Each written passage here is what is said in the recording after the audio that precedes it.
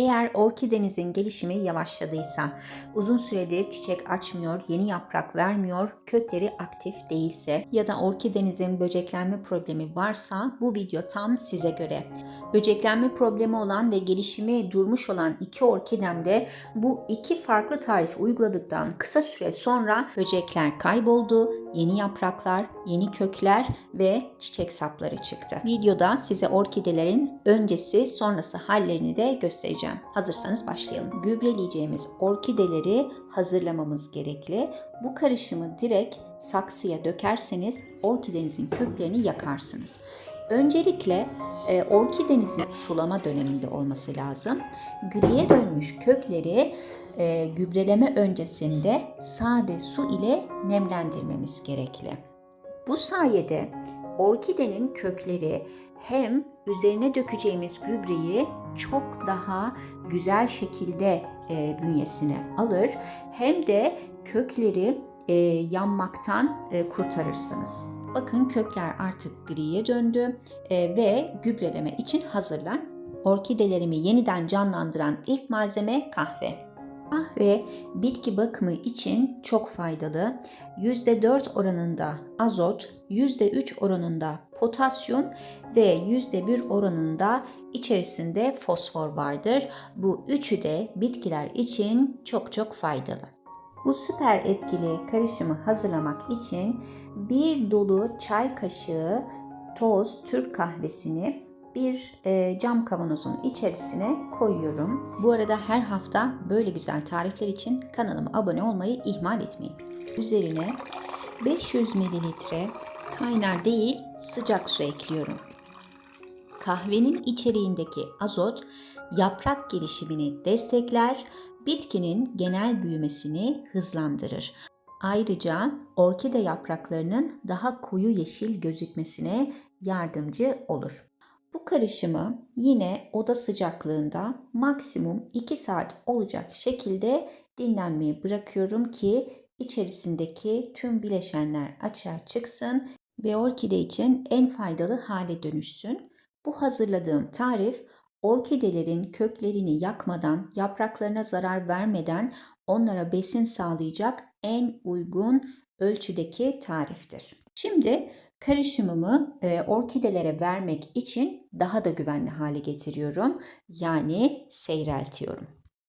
Cam bir kavanozun üzerine ben kağıt havlu koydum. Sizler bir ince tülbent bez yardımıyla da yapabilirsiniz. 500 mililitrelik oda sıcaklığında dinlenmiş olan karışımımı süzüyorum ve kahve telvesini ayırıyorum. Kahve içeriği hafif asidiktir. pH'ı yaklaşık 5 ve 6'dır. Bu faydalıdır orkideler için çünkü orkideler hafif asidik ortamı sever. Tabi bunu dengeli ölçülerde yaparsanız. 500 mililitre hazırladığım kahve suyunun üzerine 500 mililitre oda sıcaklığında su ekliyorum. Böylelikle gübre orkideler için en güvenli hale gelmiş oldu. Hemen sizlere birinci yöntemi gösteriyorum. Birinci yöntemde kökleri önceden nemlendirdiğim orkidelere her bir saksıya 8 yemek kaşığı olacak şekilde seyreltilmiş kahve karışımından veriyorum. Daha önceden söylediğim gibi kahve hafif asidik olduğu için çok sık vermemeniz gerekli. 2 ayda bir vermeniz yeterli olur. Şimdi ikinci yönteme geçelim. İkinci yöntemde orkidelerimize yapraktan gübreleme yapacağız. Bu yöntemde özellikle orkide yapraklarındaki hastalıkları ve böcekleri uzaklaştıracaksınız. İkinci yöntemde özellikle orkidenin gövde kısmına ve yapraklarına, yaprak altlarına sıkarak orkidede oluşan herhangi bir sineklenme ya da böceklenme, orkide yapraklarında trips böceği, unlu bit, kırmızı örümcek gibi ya da saksı içerisinde olan fazlalaşmış bitlerin uzaklaşmasına yardımcı olursunuz. Kahve kokusunu genelde böcekler sevmez. Eğer orkidenizin gelişimi yavaşsa, uzun süredir çiçek açmıyorsa ve saksısında herhangi bir böcek gördüyseniz bu işlemi haftada bir kere orkide yapraklarına uygulayın ve bu sayede zamanla böcek sayısını azaltacaksınız. Orkideniz yeniden gelişim gösterecek ve çiçek açmaya başlayacaktır. Ben yaprakların üstlerine ve altlarına sıktıktan sonra bir 10 dakika kadar bekletiyorum bu karışımı ve sonrasında temiz kuru bir pamuk yardımıyla yaprakları güzelce siliyorum. Yaprakları silmek önemli çünkü sadece bu karışımı sıkmak yeterli değil. Özellikle böcek larvalarını uzaklaştırmak hem de yaprak üzerindeki birikmiş toz, yağ kalıntıları varsa yaprakları silerek temizlemek de çok çok önemli. Bir diğer püf nokta bu işlemleri yaptıktan sonra yaprak aralarında su birikmesini engelleyin. Temiz bir peçete yardımıyla yaprak aralarını kurulayın ve orkidenizi havadar bir yere koyun. Güzel şekilde yapraklar, toprak havalansın. Şimdi sizlere kahve bakımı yaptığım orkidemin aylar önceki halini gösteriyorum. Yeni bir yavru vermişti ve saksı içerisindeki kökleri gördüğünüz gibi çok da aktif değildi. Hiç de güzel gelişim göstermiyordu. Yeni verdiği yaprakta orkidenin böcek problemi devam ettiği için böcekler tarafından deforme edilmişti. Alttan da tam 3 adet yaprağını sarartmıştı. Bakın burada böceklerin gövdeye verdiği zararı da görüyorsunuz. Şimdi sizlerle kahve ve az sonra anlatacağım ikinci metotla bakım yaptıktan sonra orkidemin bugünkü halini paylaşıyorum. Orkidem ikinci bir yaprak daha verdi ve bakın bir önceki yaprakta böcek deformesini görüyorsunuz. Yeni yaprakta ve bir önceki yaprağın sonraki gelişiminde hiçbir şekilde böcek deformesi yok. Böcek problemi devam eden orkideler kesinlikle gelişim gösteremezler. Bakın böcekten kurtulduktan sonra orkidemin saksı içerisindeki köklerinin ne kadar geliştiğini, yeni kökler verdiğini sizler de görüyorsunuz. Az sonra size bir orkidemin daha öncesi ve sonrası halini göstereceğim. Bu iki orkideme de önce kahveyle bakım yaptım. Sonra da az sonra yapılışını göstereceğim. Harika içerikle bakım yaptım. Kahveyle olan bakım yaptıktan sonra orkidenizin kökleri kuruduğunda, sulama dönemi geldiğinde sade su ile sulayın ve bir sonraki sulama dönemi geldiğinde hemen herkesin evinde bulunan patates ile orkidelerinize ikinci mucizevi bakımı uygulayın. Patates, özellikle kabukları, orkideler için potasyum, fosfor, kalsiyum, B ve C vitaminleri açısından zengin, içerdiği nişasta ve mineraller orkidenin kök ve yaprak gelişimini desteklerken çiçeklenmeyi arttırmaya da yardımcı olur. 2 adet patatesi güzelce yıkadıktan sonra kabuklarını ince olacak şekilde kestim. Üzerine 300 ml su ekliyorum. Patates çok yoğun nişasta içerir. Orkide kökleri nişastayı doğrudan kullanılabilir bir forma dönüştüremez. Kök tarafından kullanılamayan nişasta bakteri ve mantarlar için bir kaynak olur. Bu da orkide köklerinde çürümeye neden olabilir.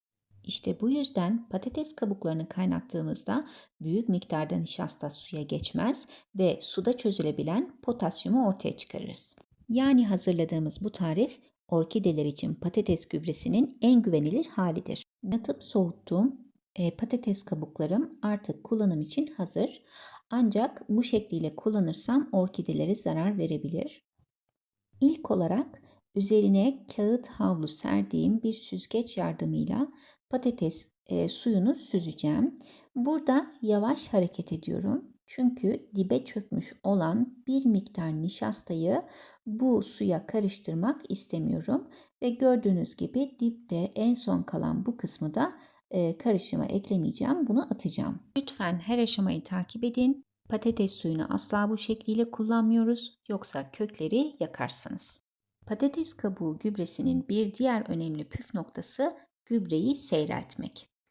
Yarım su bardağı kadar hazırlamış olduğum patates suyundan bir kabın içerisine boşaltıyorum ve bunun üzerine 2 su bardağı su ekledim ve artık gübrem kullanım için hazır.